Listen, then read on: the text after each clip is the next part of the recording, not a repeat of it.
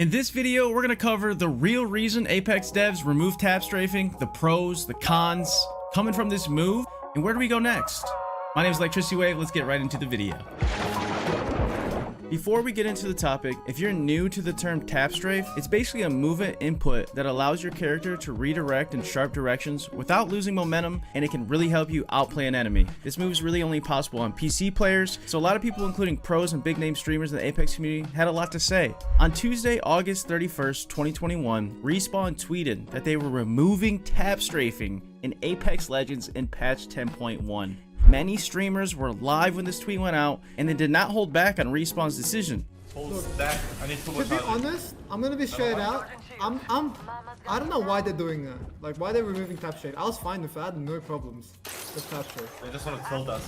Yeah, like they're catering to bots, bro. I swear. Yeah, the skill gap is getting decreased. I had no problem with it.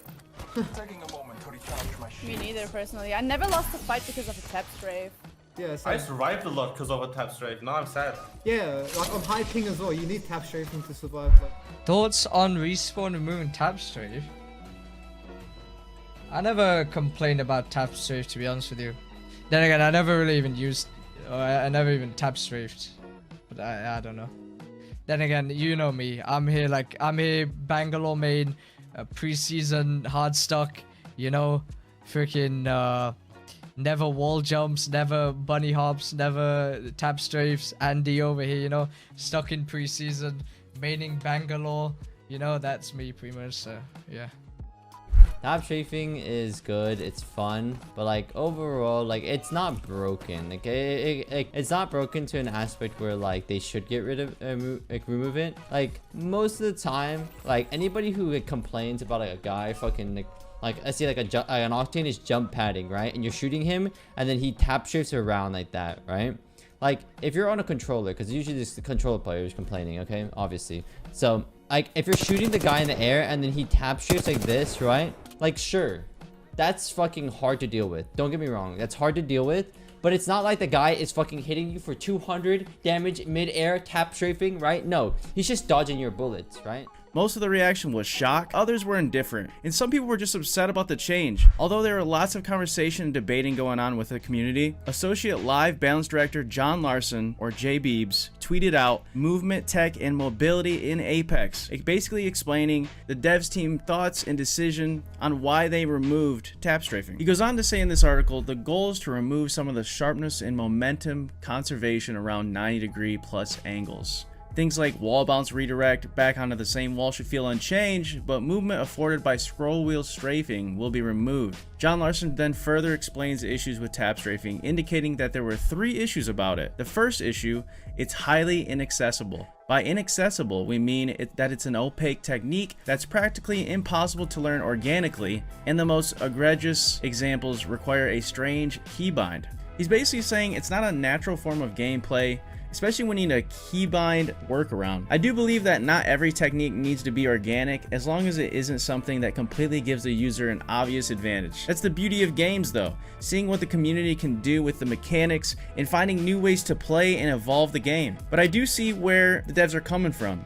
Given the technique of a tap strafe, it needs to be a special keybind, which would only make it accessible for mouse and keyboard players. And then on his second point, he says tap strafes are being used in engagements, but they have terrible readability and limited counterplay. While it's not terribly prevalent, I'm concerned how this can continue to evolve as more players adapt and further develop their tap strafe mechanics, he says. Now there is some truth to his point, because he does include the point about using mobility characters such as an Octane stim, an Octane jump pad, or a Pathfinder grapple. The readability on those types of moves can be tough for a pro player, let alone a casual player. On the counterpart, tap strafing is still a newer move to the big portion of the community. I mean, some people don't even know what it is to this day. A lot of people forget how massive the casual player base in a game like Apex actually is. So with that being said, tap strafing is still new, so people are still getting to see it. The more you see a move being done, the easier it'll be to react and read the play. On the third point, Larson says, which is the most problematic, it's how exacerbated by movement abilities. Path grappling, pass, and tap strafing back into your face with a massive or octane cranked in 90s while maintaining ridiculous speed bring up a greater gameplay concern. While many love the freedom that Apex movement system affords, constraints are just important. Over time, mobility creep opens a Pandora's box. How is third-party rate affected by mobility? Within a fight, how are front lines defined? How quickly can I close the gap on an enemy? The game is designed to work well with the finite number of movement possibilities. He says limitations don't always equate to lowering skill gaps. One could argue that bunny hop healing lowered the skill ceiling. Players could make up for misplays with less constraints on their ability to safely heal. If this was Octane Legends, can you imagine how much we'd have to buff the defensive character abilities to stand a fighting chance? It's interesting on the last point because he talks about how mobility characters are overpowering the game,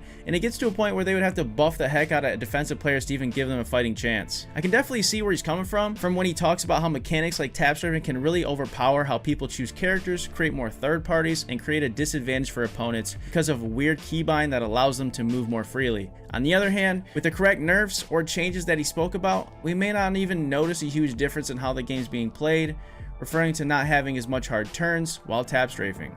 On the final thought, he ends it off with the team having discussions with other plays and pros about tap strafing. We discussed it in a quite bit internally and consulted our best mouse and keyboard players as well as some pros. We're bringing in a handful in to play around with the changes to make sure other movement tech isn't caught in the crossfire. So he makes sure these changes don't affect how other plays are being made. Like he said earlier in the article, he still wants you to be able to wall bounce and be able to still feel free like Apex has that good feeling. So I think with these changes, they definitely have a lot to think about. Maybe there could be a nerf, maybe there could be some buffs here and there, maybe they just kind of take off the keybind for the mouse scroll wheel or kind of mess around with it. So it's going to be interesting to see where they go moving forward and how the changes affect how the game is played. So why is the question being asked?